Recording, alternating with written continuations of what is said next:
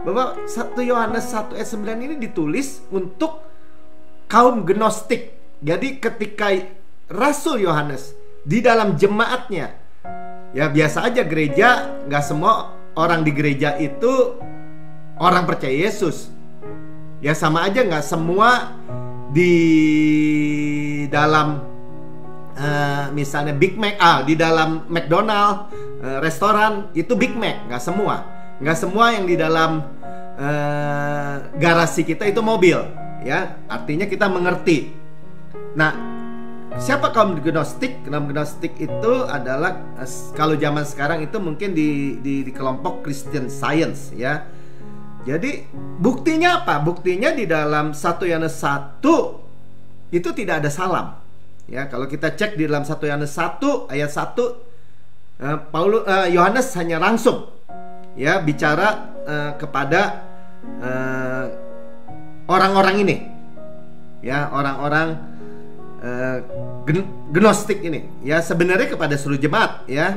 Nah, kita lihat buktinya di dalam sebaliknya ketika dia tulis 2 Yohanes, surat Yohanes yang kedua ayat 3 katakan ada salamnya.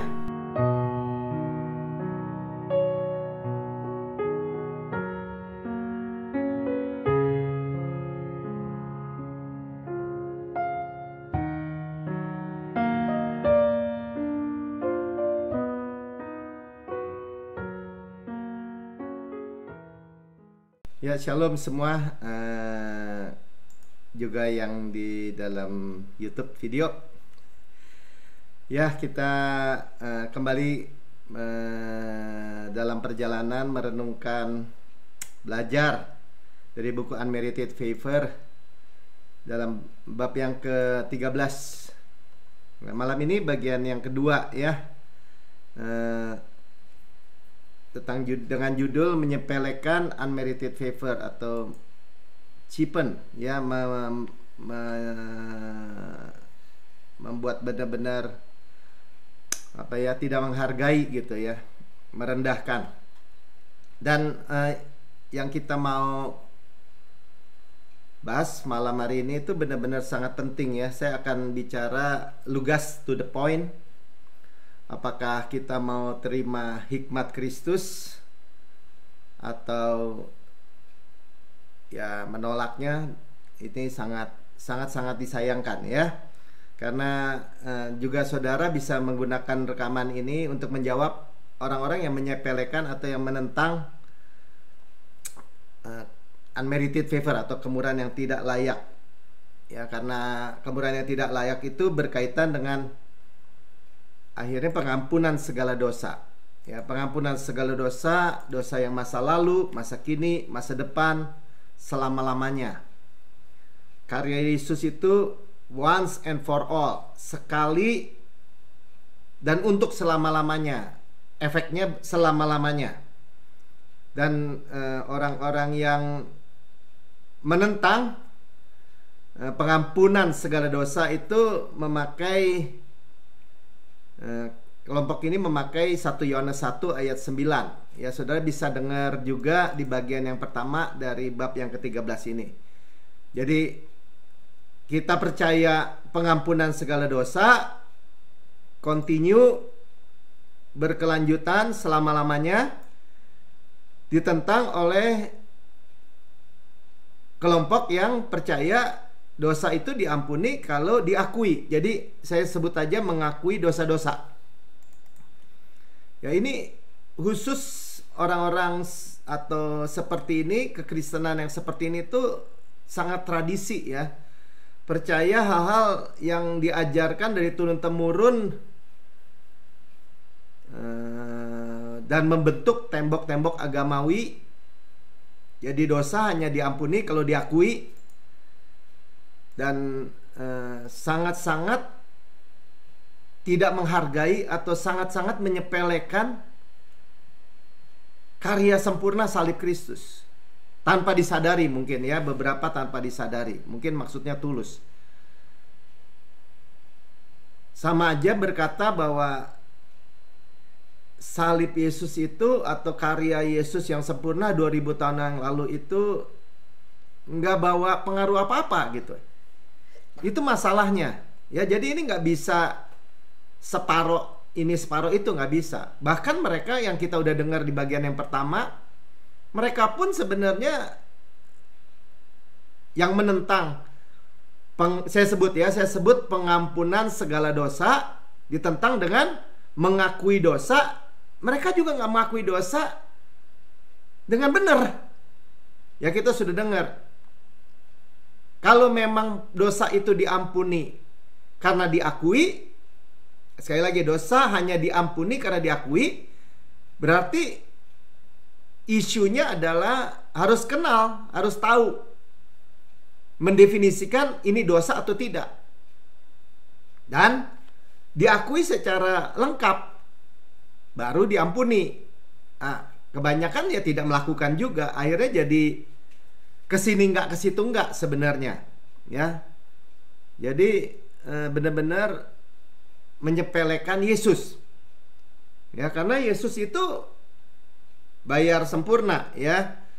Pilihannya seperti saya katakan di bagian yang pertama, mau mengakui segala dosa seperti penentang-penentang ini katakan, memang nanti pakai ayat 1 Yohanes 1 ayat 9. Tapi nanti kita akan bongkar habis 1 Yohanes 1 ayat 9. Itu Yohanes maksudnya apa? Rasul Yohanes.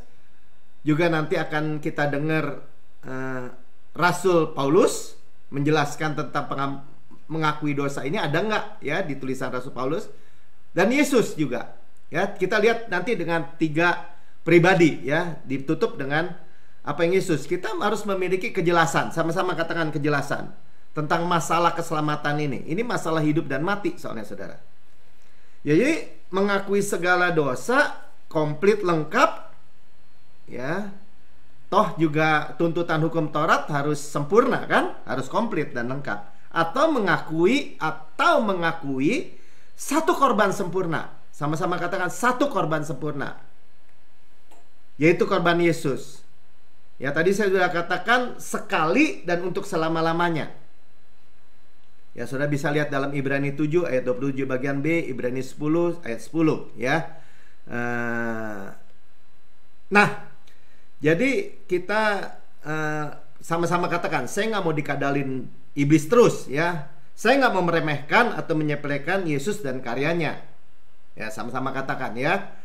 Jadi selidiki baik-baik. Nah, kita akan mulai saja dari Yohanes, ya, dari Yohanes. Sama-sama katakan Yohanes, Rasul Yohanes.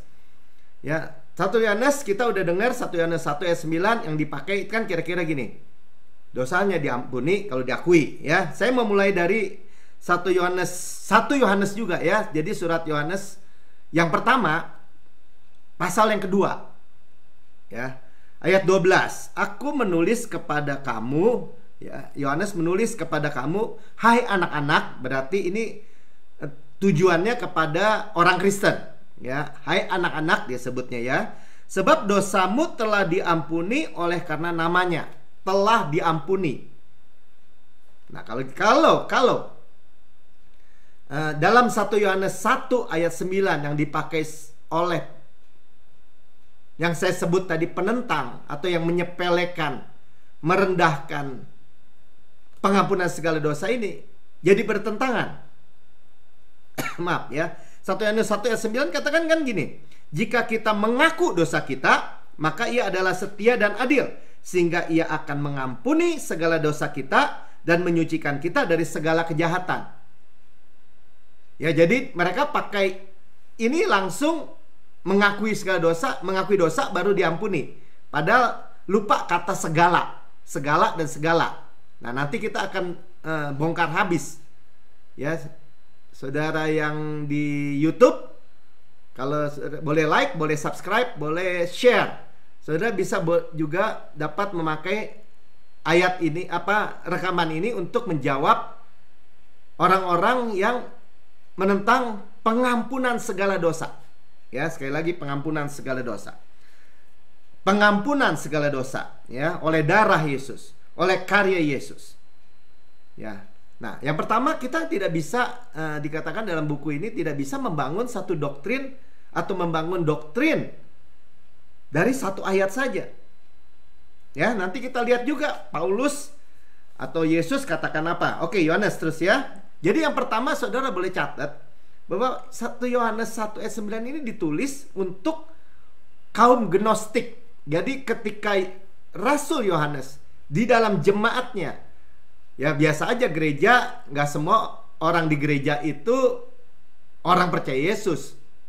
Ya sama aja nggak semua di dalam misalnya Big Mac, di dalam McDonald restoran itu Big Mac, nggak semua yang di dalam garasi kita itu mobil, ya artinya kita mengerti. Nah, siapa kaum Gnostik? Kaum Gnostik itu adalah kalau zaman sekarang itu mungkin di kelompok Christian Science, ya. Jadi buktinya apa? Buktinya di dalam 1 Yohanes 1 itu tidak ada salam. Ya, kalau kita cek di dalam 1 Yohanes 1 ayat 1, Yohanes hanya langsung ya bicara kepada orang-orang ini. Ya, orang-orang Gnostik ini, ya sebenarnya kepada seluruh jemaat, ya. Nah, kita lihat buktinya di dalam sebaliknya ketika dia tulis 2 Yohanes, surat Yohanes yang kedua ayat 3 katakan ada salamnya. Jadi kalau ditanya, Pak, bukti yang pertama apa? Bahwa itu bukan untuk, ya. Bedakan to sama for. Untuk itu tertuju, untuk siapa? Nah, kita harus sudah tahu ya bahwa kita ini membaca Alkitab itu mesti dengan tepat membeda-bedakan, ya. Firman kebenaran, rightly dividing the word of truth. Ya, untuk siapa? Itu bicara konteks juga, untuk siapa. Nah, kalau untuk orang Kristen itu ada salam. Contohnya 2 Yohanes 1 ayat 3. Kasih karunia, rahmat dan damai sejahtera dari Allah Bapa dan dari Yesus Kristus anak Bapa akan menyertai kita dalam kebenaran dan kasih. Ya, jadi ada salam. Ya, itu yang pertama ya. Yang kedua 3 Yohanes 1 jadi surat Rasul Yohanes kepada yang ketiga, ya. Ayat 2, saudaraku yang kekasih, aku berdoa supaya engkau baik-baik dan sehat-sehat saja dalam segala sesuatu, sama seperti jiwamu baik-baik saja. Ya, atau dari penatua kepada Gaius yang kekasih. Ya, kita lihat ya. Sudah lihat ada salam, votum. Ya, ini yang terdapat di dalam 1 Yohanes 1 ayat 1, ya. Jadi langsung 1 Yohanes 1, apa yang telah tertulis semula kami dengar, langsung saksi. Ya, ini langsung khotbah si Yohanes, ya. Nah, Gnostik itu jadi sama-sama katakan Gnostik. Ya, kaum Gnostik ini atau sejenis Christian Science pada masa kini itu penyusup bidat. Ya, mereka tidak percaya adanya dosa. Itu poin utamanya. Mereka bilang nggak ada surga neraka, nggak ada dosa. Ya. Kalau gitu ya buat apa Yesus mati menebus datang dari surga? Tuhan buat apa menyerahkan anaknya yang tunggal untuk menebus kalau hal ini nggak ada? Ya, nanti kita baca benar-benar ya. Nah, jadi mafia-mafia agama juga sama, membangun doktrin. Akhirnya bukan mereka nggak percaya dosa, justru mereka sebaliknya. Iblis mengakui dosa yang diberitakan oleh Rasul Yohanes ini supaya mereka akui dulu bahwa ada dosa, baru ada pengampunan dosa, kan? Ya. Nah, jadi kita lihat ya di dalam 1 Yohanes 8 sampai 10-nya. Nah, ini membuktikan ya bahwa saya baca membuktikan. Saudara perhatikan kata jika ya, ayat 8. Jika. Nah, artinya apa? Ketika Rasul Yohanes bicara kepada jemaat dan di dalamnya ada kaum Gnostik, dia bilang gini, jika kita berkata, ya dia menyebut kata kita, tapi jika, kan, bahwa kita tidak berdosa. Hei, semua nih dengar, kalau kita berkata kita tidak berdosa, padahal firman Tuhan katakan gini, semua orang telah berbuat dosa dan telah kehilangan kemuliaan Allah. Roma 3 ayat 23, kita tahu ya. Semua kata firman Tuhan. Tapi kalau bilang gini, nggak ada dosa, maka kita menipu diri kita sendiri, kata Yohanes, dan kebenaran tidak ada di dalam kita. Nah, bicara kita, jika. Nah kan jika, perhatikan kata jika. 9, jika kita mengaku dosa kita, ada jalan nih. Jika kamu, hei gnostik juga termasuk semua, mengaku dosa kita, maka ia adalah setia dan adil. Sehingga, nah perhatikan baik-baik, ia Tuhan akan mengampuni segala dosa. Jelas sebenarnya.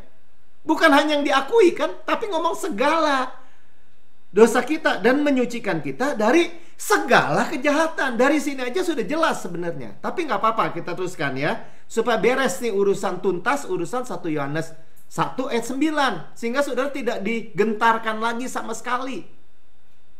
Ya, tidak bisa boleh digentarkan lagi. Saya pernah soalnya di tengah-tengah pertemuan pendeta-pendeta, saya bilang segala dosa kita sudah diampuni, masa lalu, masa kini, masa depan, selama-lamanya. Continue, berkelanjutan selama-lamanya. Kita ini tidak ada lagi penghukuman di dalam Kristus. Saya diketawain saudara sama satu pendeta. Ya dia sebut ya, Pak Melki nggak mengakui 1 Yohanes 1 ayat 9. Diketawain. Sebenarnya saya bilang, kamu benar nggak lakukan 1 Yohanes 1 9 menurut versi kamu ya, menurut versi Anda? Ya, continue nggak setiap detik, setiap menit membuat laporan singkat? Enggak, ya pasti tekor. Ya sebenarnya gampang aja. Oke, kita lanjut ya, tapi perlu penjelasan yang akurat. Ayat 10, jika, sekali lagi tuh kata jika, perhatikan ya. Jika kita berkata bahwa kita tidak ada berbuat dosa, tuh jelas ya. Hei kaum gnostik, dengar ya, kamu bilang dosa nggak ada, kamu berkata nggak ada dosa, maka kita membuat dia, yaitu Yesus, menjadi pendusta. Sama aja Yesus dusta. Hei, saya mati di kayu salib 2000 tahun yang lalu, mengampuni semua dosa-dosamu. Dosamu saya yang tanggung, saya menjadi dosa, dan kebenaran saya menjadi milikmu. Ya sama aja berdusta, nggak ada artinya itu omongan. Ya udah gitu pakai gini, saya menanggung, sudah selesai. Ya nggak ada artinya. Itu yang maksudnya Rasul Yohanes. Maka kita membuat dia menjadi pendusta, dan firman-Nya tidak ada di dalam kita. Jadi ini memang bahayanya. Lagian pula kalau orang yang mengaku dosa, sama aja berulang-ulang. Ya itu yang saya percaya sebagai orang yang menyalibkan Yesus kedua kali. Mesti berapa kali Yesus mati? Padahal kita sudah dengar sekali dan untuk selama-lamanya. Di bagian pertama kita udah dengar ya. Nah, jadi jelas dia berkhotbah kepada orang-orang kafir ini, ya, gnostik. Hei, berhenti menyangkali tidak adanya dosa. Akui bahwa engkau orang berdosa. Undang Yesus. Ya, undang Yesus, maka kamu diselamatkan. Nah, itu kira-kira. Ya. Jadi sehingga semua orang dapat diselamatkan. Ya, 1 Yohanes 1 ayat 3. Makanya nih lihat ya, ini kembali lagi kan kepada jemaat yang ada orang gnostiknya ya.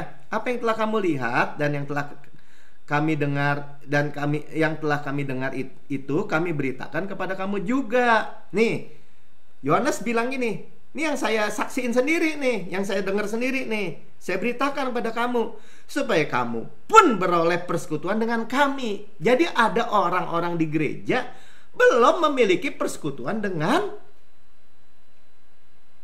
Yohanes atau jemaat yang sejati. Dan persekutuan kami adalah persekutuan dengan Bapa dan dengan anaknya Yesus Kristus. Ya, saudara paham ya dari sisi Rasul Yohanes nih. Ya, dari sisi Rasul Yohanes. Ya. Jadi kembali lagi itu yang pertama. Pasal pertama dia bicara kepada gnostik. Dilanjutkan 1 Yohanes 2. Dia langsung bilang gini, anak-anakku. Nah, sekarang tertuju kan? Melki misalnya gitu. Hal-hal ini kutuliskan kepada kamu supaya kamu jangan berbuat dosa. Nah, ini buat kita. Saya nggak setuju ya untuk bikin dosa ya. Jangan. Tetapi jika seorang berbuat dosa, kita bisa aja gagal. Ya, kita mempunyai seorang pengantara kepada Bapa. Kita memiliki advokat. pengacara. Siapa? Ya, yaitu Yesus Kristus yang adil. Adil kan, Pak? Kalau salah dihukum, kalau bikin dosa dihukum. Hukumannya sudah ditanggung oleh Yesus pembela ini sendiri. Jadi kalau dia belak saudara dan saya, gimana kira-kira? Bapak, iblis dakwa gitu. Iblis dakwa dulu. Tuh, Melki bikin dosa tuh. Yesus pembela kan? Bapak, dia nggak bisa dihukum karena penghukuman si Melki ini sudah saya tanggung. Nah gitu kira-kira. Paham ya? Ayat 2, dan ia adalah pendamaian, propitiation. Dia adalah pendamaian, dia adalah mercy seat. Kalau di dalam tabut itu ada mercy seat, tudung pendamaian untuk segala dosa kita. Sama-sama katakan segala dosa kita. Nah kembali lagi, nggak cocok kan? Kalau diadu, nih surat yang sama, yang satu bilang harus ngaku dosa baru diampuni. Di dalam surat yang sama dikatakan segala dosa sudah didamaikan. Ya, sama tadi di dalam 1 Yohanes 2 ayat 12-nya. Dan bukan untuk dosa kita saja, tapi juga untuk dosa seluruh dunia. Nah ini mungkin orang bilang gini, tuh kan nggak usah terima Yesus juga seluruh dosa seluruh dunia ditebus. Betul. Jadi gini, ini jawabannya sederhana sekali. Korban Yesus, darah Yesus itu overpayment, pembayaran lebih dari semua dosa dari ujung Adam, manusia pertama, Adam dan Hawa, sampai manusia yang terakhir. Ya, semua dosanya kalau di total general, ditotalin semua, pembayaran Yesus itu lebih. Semua nama tertulis di buku kehidupan. Sampai saatnya ketika mereka tidak menerima Yesus dan habis napasnya, ya, menolak Yesus, ya itu sama aja disebutnya sebagai apa ya? Seteru, namanya hilang gitu, seret. Sekali lagi saudara, ini bukan aku dosa gini. Dosa namanya dihapus, pret. Tobat, ditulis lagi, Melkisedek Tanok tobat hari ini, tulis lagi. Besok jatuh lagi, hapus lagi. Tulis lagi, hapus. Bukan begitu ceritanya. Ya. Itulah maksudnya. Nah, lanjut ya. Lanjut. Nah, sekarang saya mau kepada Rasul Paulus. Jadi saudara jelas ya. Ya, saudara jelas bahwa kita udah cek baik-baik bahwa Yohanes menulis surat clear. Bagian pertama untuk kaum Gnostik dan sudah di-clearkan. Nah, sekarang kita lihat Rasul Paulus. Ya, 1 Korintus 6 ayat 19. Ya. Nah, sekarang Rasul Paulus saya cerita dulu sebelum masuk supaya ringkas ya, waktunya nanti nggak keburu takutnya. Dia mempunyai kesempatan yang baik. Pertama, dia mempunyai kesempatan yang baik kepada jemaat Korintus untuk berkata gini, lu ngaku dosa nggak lu semua? Ngomong-ngomong, Rasul Paulus penulis 2/3 dari surat-surat di dalam perjanjian baru. Dia nggak pernah tulis gini, dosa diampuni kalau diakui gitu, mengakui dosa, nggak pernah. Ya, dan Rasul Paulus 30-40 tahun sebelum 1 Yohanes 1 ayat 9 ini ditulis. Kalau gitu selama 30-40 tahun, ini logika aja ya, orang-orang yang gak pernah mendengar bahwa dosa itu diampuni kalau diakui, hanya diampuni kalau diakui, ya masuk neraka semua dong. Kalau ini benar, ya asumsi kan. Nah, apa yang dilakukan oleh Rasul Paulus? Selama, sederhananya gini, selama mesin cucinya ada, pakaian kotor nggak masalah. Itu saudara catat aja dulu. Ya, jadi di dalam jemaat Korintus itu benar-benar jemaat yang sangat kacau. Ya, ada Temple of Prostitute, ya apa tuh? Bait apa kayak rumah ibadah pelacuran, ada percabulan incest, ibu dengan anak saling menyerahkan di pengadilan. Ya, tapi apa yang Paulus tulis dalam 1 Korintus 6 ayat 19? Atau tidak tahukah kamu bahwa tubuhmu adalah bait Roh Kudus, ya, tetap dia menyatakan kebenaran. Hai orang Kristen, kamu tahu bahwa tubuhmu itulah bait Roh Kudus. Dia nggak bilang gini, ayo akui semua dosa-dosamu, pulihkan persekutuanmu dengan Tuhan, maka mungkin ia akan menaruh kembali rohnya kepadamu. Nah, nggak bilang begitu, saudara. Dia bilang apa? Roh Kudus yang kamu peroleh dari Allah, dan bahwa kamu bukan milik kamu sendiri. Dia menyatakan kebenaran. Paulus itu teguh berkata seperti dalam Efesus 1 ayat 7, sebab di dalam Dia, di dalam Yesus dan oleh darahnya kita beroleh penebusan mutlak, absolut. Sama-sama katakan mutlak, absolut. Yaitu, sama-sama katakan bersama saya, pengampunan dosa.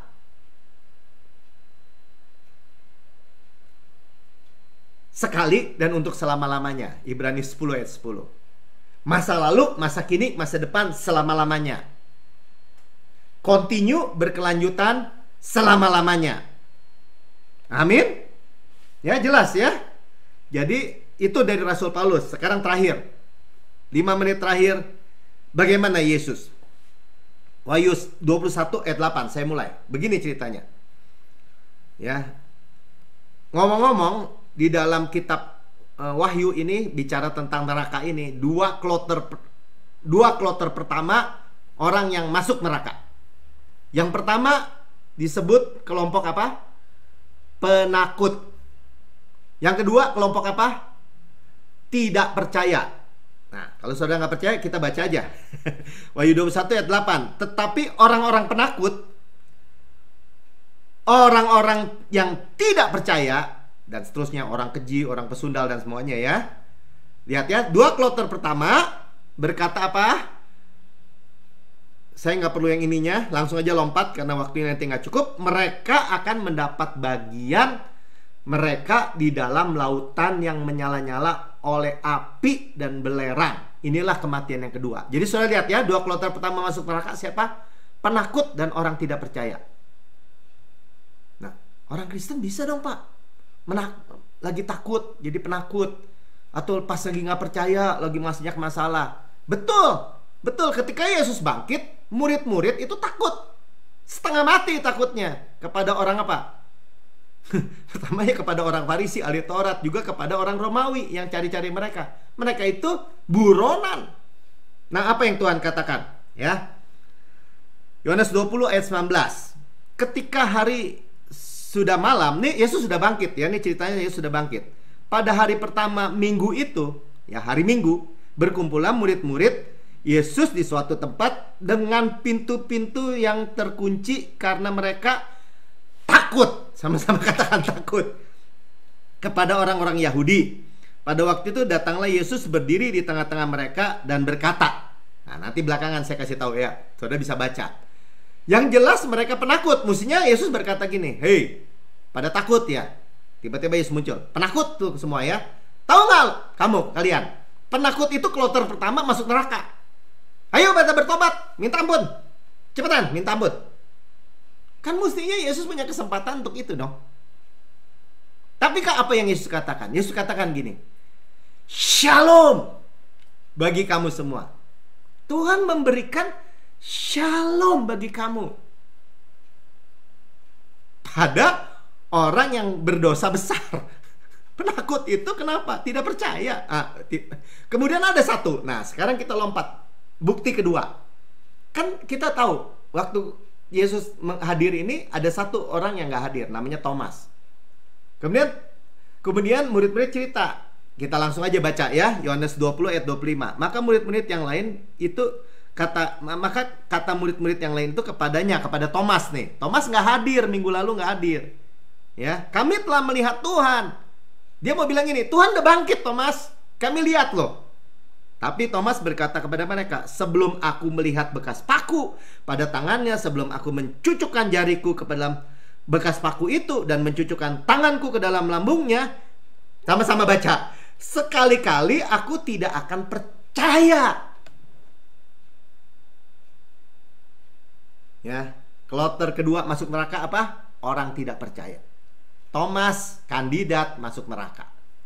Tapi kemudian Yesus, ya saya udah kehabisan waktu. Ya, saya cuman kasih berita baik aja. Kemudian Yesus datang, ketemu Thomas, ya.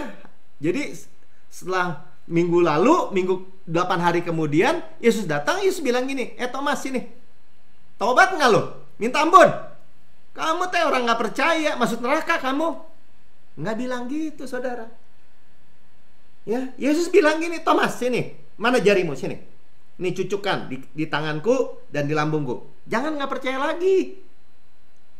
Itu yang Yesus katakan. Berbahagialah orang yang melihat tetapi kemudian percaya. Tapi berbahagia ada orang yang melihat dan percaya. Tapi berbahagialah orang yang nggak melihat tapi percaya. Yaitu kita, iman. Saudara paham? Amin. Ya, jadi jelas. Ya, kita itu tidak lagi mau digentarkan. Saudara dan saya katakan sama-sama, segala dosa saya sudah diampuni. Yang masa lalu, yang masa kini, yang masa depan, selama-lamanya. Saya di bawah air terjun darah Yesus. Saya percaya klausa utama perjanjian baru. Tuhan tidak akan pernah mungkin mengingat dosa-dosa dan kesalahan-kesalahan saya. Segala dosa saya sudah diampuni dan saya dibenarkan sepenuhnya. Tuhan Yesus memberkati saudara dan saya. Amin.